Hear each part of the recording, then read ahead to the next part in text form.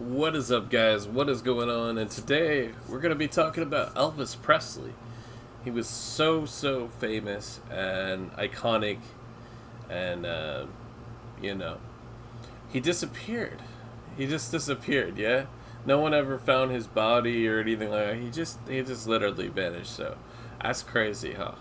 Anyway, let's talk about him and his daily life routines back in the day. Some secrets that maybe you guys don't even know. Let's find out what's going on here. Let's see what life was like as Elvis Presley. What it was like being Elvis Presley. Elvis Presley, often called the King of Rock and Roll, lived a life that was equal parts glamorous, chaotic, and heartbreaking. Born on January 8th, 1935, in Tupelo, Mississippi, he rose from humble beginnings to become one of the most iconic figures in music history. His story is one of talent, fame, and personal struggles. But what was it really like to be Elvis? Let's dive into his childhood, early jobs, daily routines, family life, stresses, joys, and some lesser known facts. Elvis's childhood was marked by poverty and close family bonds. He was born in a tiny two-room shotgun house to Vernon and Gladys Presley. Tragically, his identical twin brother, Jesse Garon, was stillborn just 35 minutes before Elvis arrived. The family was dirt poor, relying on odd jobs, neighbors' help, and government assistance. Vernon worked various gigs like cotton picking and truck driving, but money was always tight. In 1938, when Elvis was 3, his dad was jailed for 8 months after altering a check, forcing the family to lose their home and move in with relatives. Despite the hardships, Elvis was dotted on by his parents, especially his mother Gladys, whom he adored and called by pets names like Satnin.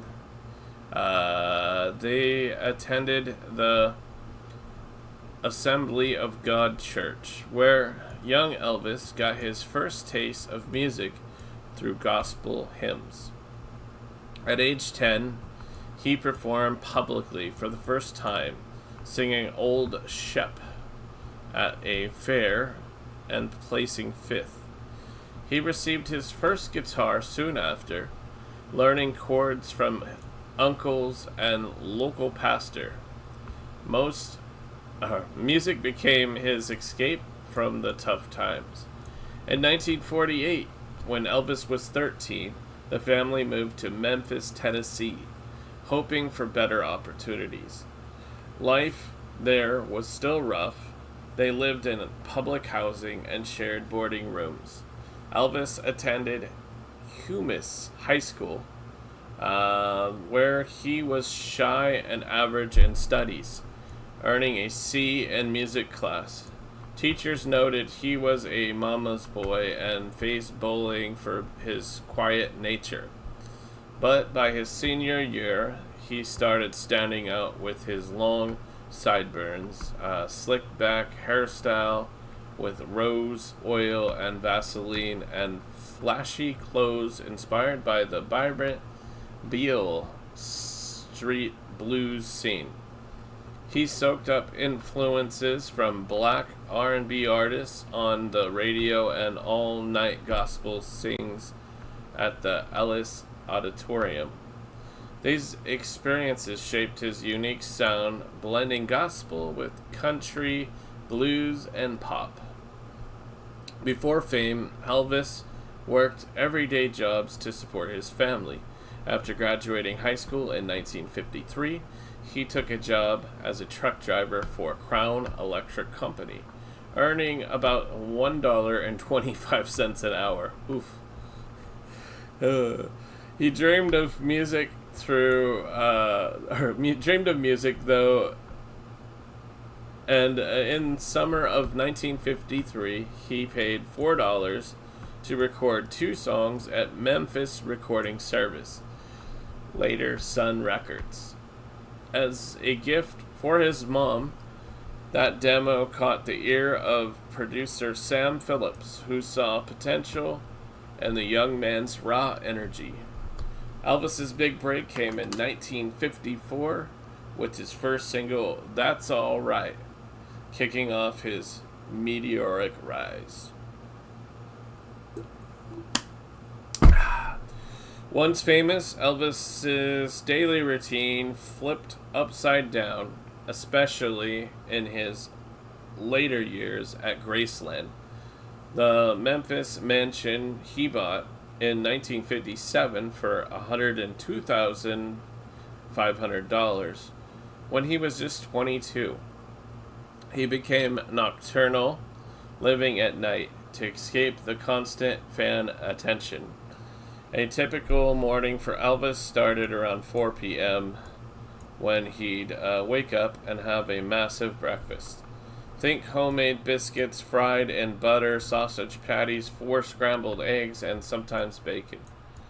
Afternoons, or what felt like mornings to him, involved hanging out with his entourage, the Memphis Mafia, playing touch football, riding horses, or practicing karate, a hobby he picked up during his army days.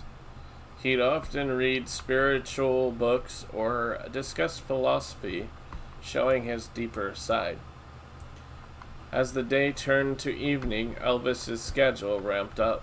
In the 1950s and early 60s, this meant recording sessions, movie shoots in Hollywood, or touring, but by the 1970s, during his Las Vegas residencies, he'd perform 2 high-energy shows at a night, building out his suspicious minds to adoring crowds.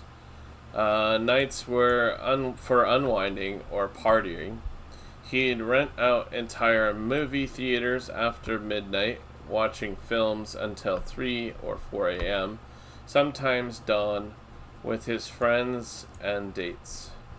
Food was a big part of his pleasure. He loved peanut butter and banana sandwiches. I've never had that in my life, but I'm curious.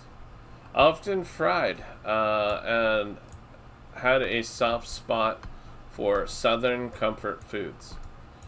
Sleep came around sunrise, aided by prescription pills that later fueled his addiction.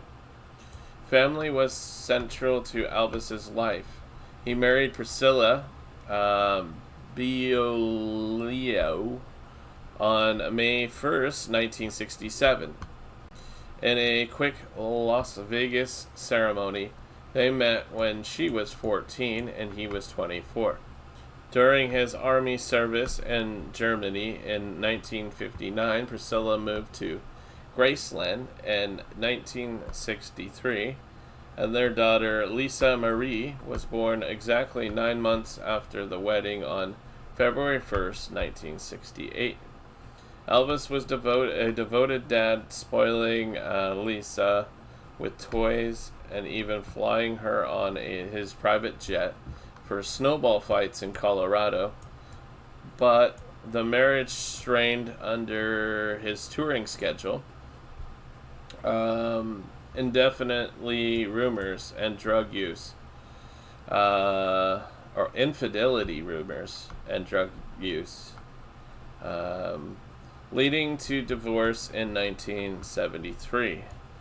They remained close, sharing custody of Lisa. Elvis never remarried, but had relationships with women like Linda Thompson and Ginger Alden. Fame brought immense stresses early on. Elvis dealt with stage fright and backlash. His hip shaking performances were called dangerous by critics, sparking moral panic and even FBI scrutiny. After his 1956 Ed Sullivan Show appearance, he was burned in effigy by outraged crowds. The death of his beloved mother in 1958, while he was in the army, shattered him. He wept openly and never fully recovered. In the 1960s, he felt trapped in cheesy movies, calling them a joke. By the 1970s, health issues piled on. Weight gain, blood pressure, and addiction to prescription drugs like barbiturates and amphetamines. Wow. Death threats during shows required extra security, and his divorce added emotional pain. Overwork from constant tours exacerbated everything, leading to hospitalizations. Despite the lows, Elvis found joy in simple and grand pleasures. Music was his ultimate high, whether recording gospel albums or thrilling audiences with his voice and charisma. He loved giving gifts, once buying 14 Cadillacs in one night for friends and strangers. What the hell? Family time brought happiness. He cherished moments with Lisa, like teaching her to ride bikes at Graceland. Elvis enjoyed martial arts, earned a black belt in karate, and collected police badges.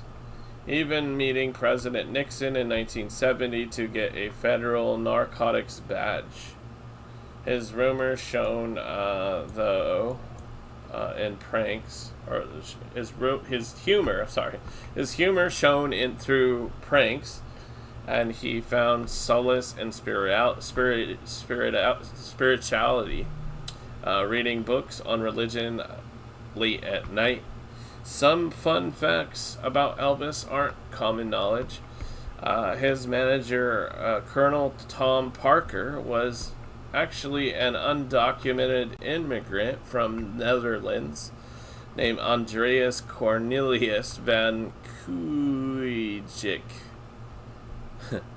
who faked a West Virginia background, possibly why Elvis never toured overseas.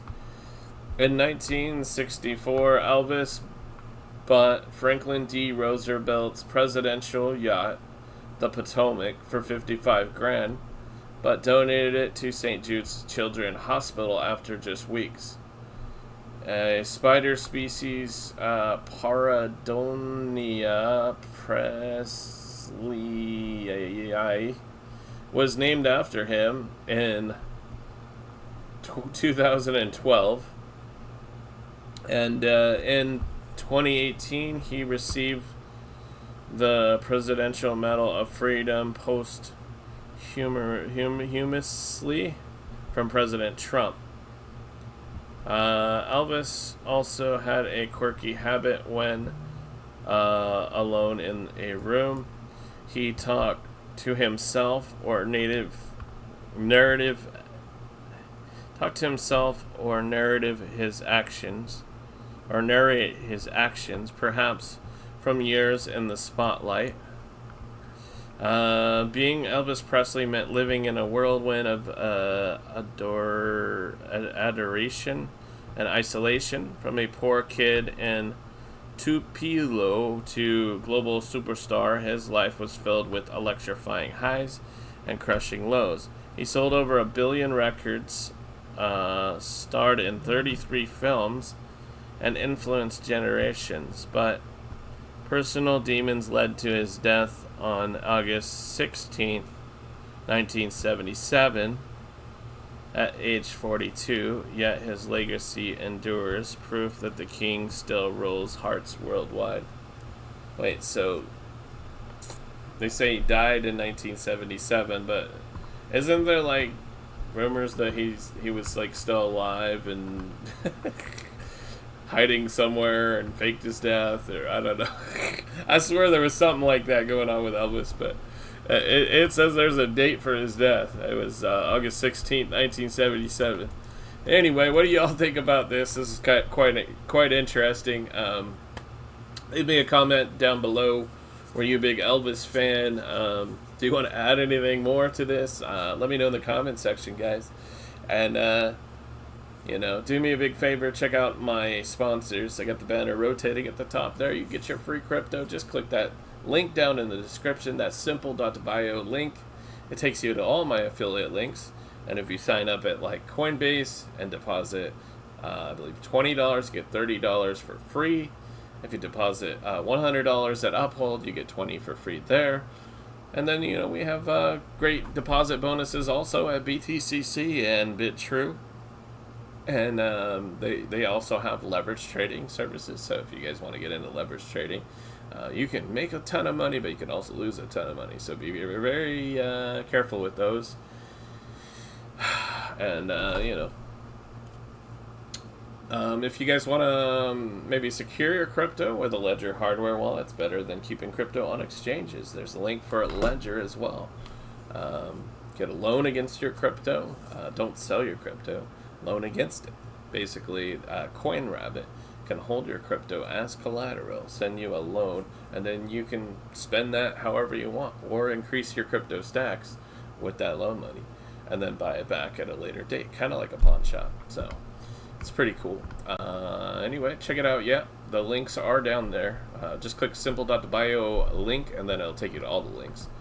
Smash the like, guys. Let me know what you guys think about this Elvis video. Share it out with your friends, and we'll see you guys on the next one. Peace out.